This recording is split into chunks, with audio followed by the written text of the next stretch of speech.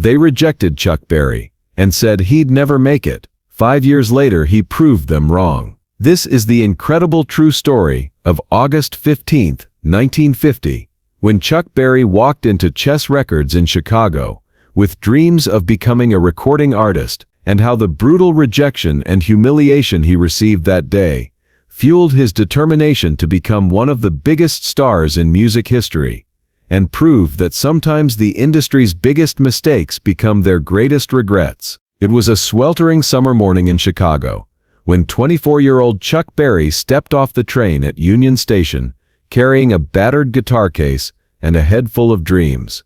He had saved for months to make this trip from St. Louis, sleeping on friends' couches and working extra shifts at the auto plant to afford the train ticket and a cheap hotel room for 2 nights. Chuck had been playing music locally in St. Louis for 6 years, building a small but devoted following in the clubs and venues that welcomed African American performers. He had developed his own unique style that blended country music, blues, and the emerging rhythm and blues sound, creating something that was entirely new but somehow familiar. His songs told stories that resonated with young people, and his guitar playing was both technically impressive and emotionally engaging.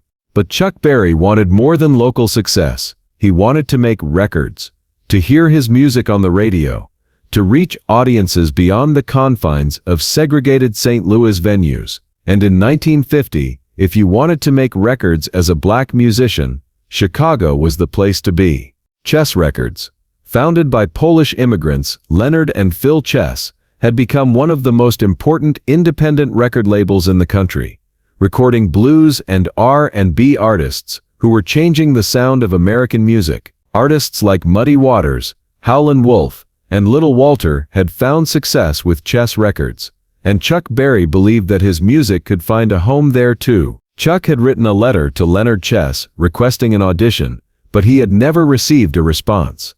Undeterred, he decided to make the trip to Chicago and present himself in person. He figured that if he could just get someone to listen to his music for 5 minutes, they would understand that he had something special to offer. The Chess Records office was located at 4750 South Cottage Grove Avenue, in a nondescript building that didn't look like the headquarters of a record label that was shaping American music. Chuck stood outside for several minutes, gathering his courage and rehearsing what he was going to say. When he finally walked through the front door, he was greeted by a receptionist who looked at him with the kind of skeptical expression that young black musicians had learned to expect when they walked into white-owned businesses. "Can I help you?" she asked, her tone suggesting that help was the last thing she was planning to offer. "I'm here to see Mr. Leonard Chess," Chuck said politely. "I'm a musician from St. Louis, and I'd like to audition for the label." The receptionist looked Chuck up and down, taking in his modest clothes and his well-worn guitar case. "Do you have an appointment?" "No, ma'am, but I wrote a letter, and I've come all the way from—" "Mr. Chess doesn't see people without appointments," she interrupted, "and especially not walk-ins who think they can just show up here expecting to audition." Chuck's heart sank, but he wasn't ready to give up. "Is there someone else I could speak to? I've been performing for 6 years, and I have original songs that I think would be perfect for Chess Records." The receptionist sighed with exaggerated patience. "Listen, kid, do you have any idea how many people walk in here every day thinking they're the next big thing? Mr. Chess runs a business, not a charity. If you want to waste your time, you can wait over there, but I'm telling you right now that nobody's going to see you." Chuck took a seat in the small waiting area, determined to wait as long as necessary. He watched as other musicians, mostly older and more established-looking, came and went. Some had appointments and were ushered quickly into the back offices. Others, like Chuck, were told to wait or turned away entirely. After 3 hours of waiting, Chuck heard voices coming from one of the back offices. Leonard Chess and his AANGR manager, a man named Willie Dixon, who was well respected in the Chicago music scene, were discussing their recording schedule for the week. "We need something fresh," Chess was saying. "Something that will appeal to the young people. The music is changing, and we need to change with it." Chuck saw this as his opportunity. He stood up, walked to the office door, and knocked gently. "Excuse me," he said, looking directly at Leonard Chess. "I'm sorry to interrupt, but I couldn't help overhearing. I think I might have exactly what you're looking for." Chess looked annoyed at the intrusion, but Willie Dixon seemed curious about this young man who had the nerve to interrupt a private conversation. "Who are you?" Chess asked. "Chuck Berry, sir. I'm from St. Louis, and I've been waiting to audition for your label.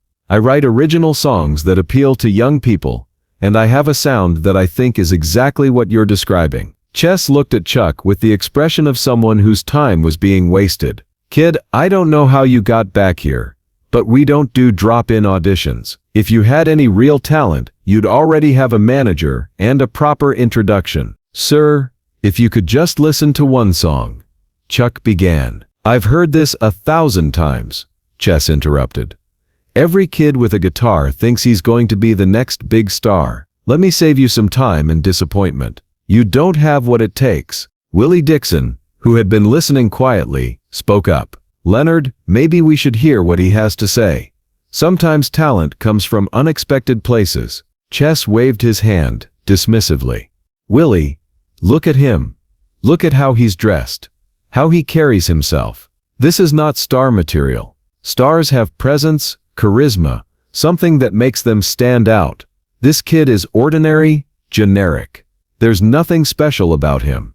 The words hit Chuck like physical blows, but he forced himself to remain calm and respectful.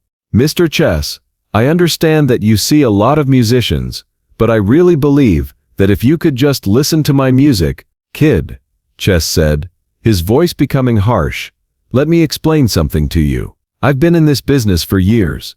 I know talent when I see it, and I know when someone is wasting my time. You want my honest opinion? You should go back to St. Louis, get a regular job, and forget about music. You don't have the look, you don't have the voice, and from what I can see, you don't have the songs. Save yourself the heartbreak, and find something you're actually good at." Chuck felt his face burning with embarrassment and anger, but he made one last attempt. "Mr. Chess, my music is different. It combines country and blues in a way that appeals to both black and white audiences. I have songs about cars, about teenagers, about experiences that young people can relate to." Leonard Chess laughed, but it wasn't a kind laugh. "Country and blues, kid, that's not music. That's confusion. Black musicians play blues, white musicians play country, and never the twain shall meet. The idea that you can mix them up and create something new shows that you don't understand the music business at all." He turned to Willie Dixon. "Willie, explain to this young man that the music business isn't about innovation or creativity. It's about giving people what they already know they want, and what they want is authentic blues from authentic blues musicians, not some kid trying to be something he's not." Willie Dixon looked uncomfortable, but nodded reluctantly. "The market is what it is, son. People have expectations." Chuck felt his last hope slipping away, but he made one final attempt to save his dreams. "I understand the market, sir, but I think the market is changing. Young people want something new, something that speaks to their experiences. My songs do that." Leonard Chess's patience was clearly exhausted. "Kid, let me be very clear with you. You will never make it in the music business. Not at Chess Records, not anywhere else. You're wasting your time, my time, and everyone else's time. Go home, get a job at a factory or something, and stop chasing fantasies that are never going to come true." He called for security.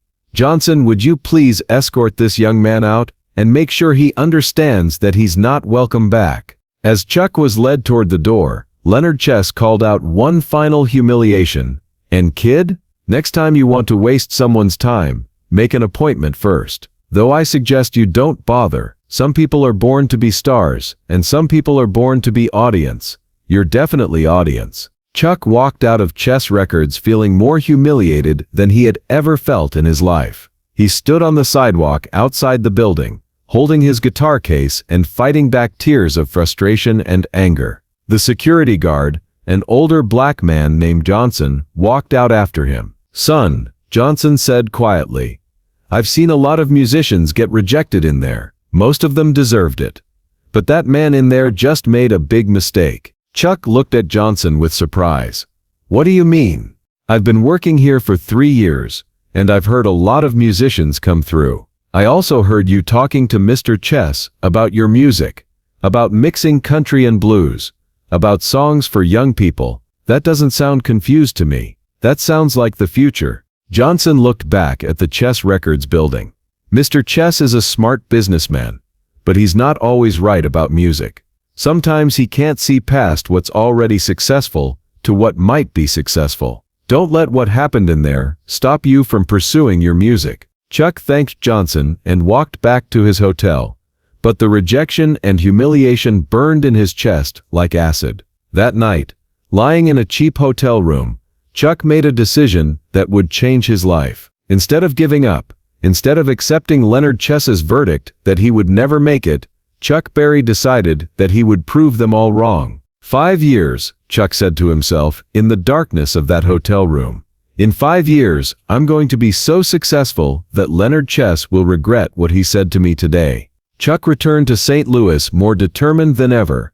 He threw himself into developing his music, refining his sound, and building his local following. He started writing songs that specifically targeted the experiences and interests of young people, songs about school, cars, dancing, and romance, that spoke to teenagers in ways that traditional blues and country music didn't. He worked on his stage presence, developing the duck walk and other movements that would later become his trademark. He studied the business side of music, learning about publishing, distribution, and promotion. And he networked relentlessly, making connections with other musicians, club owners, and anyone else who could help him advance his career.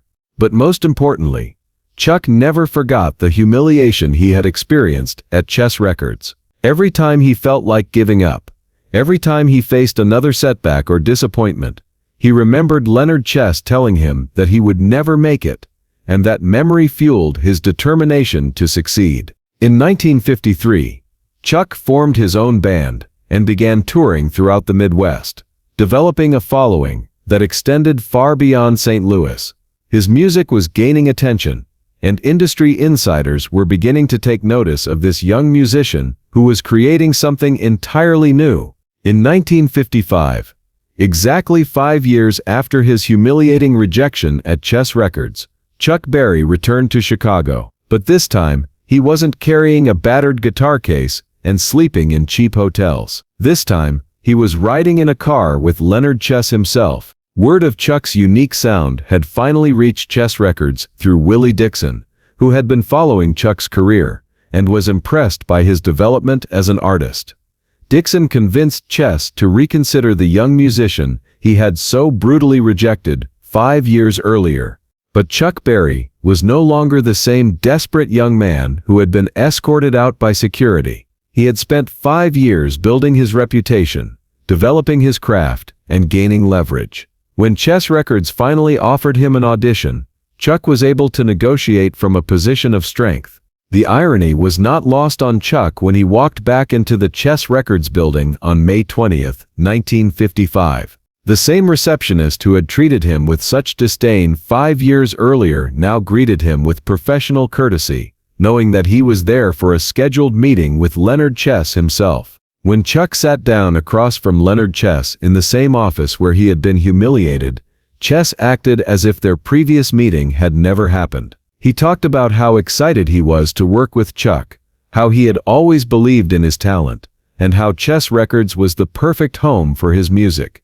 Chuck signed with Chess Records that day, and his first single, Maybelline, was released in July 1955.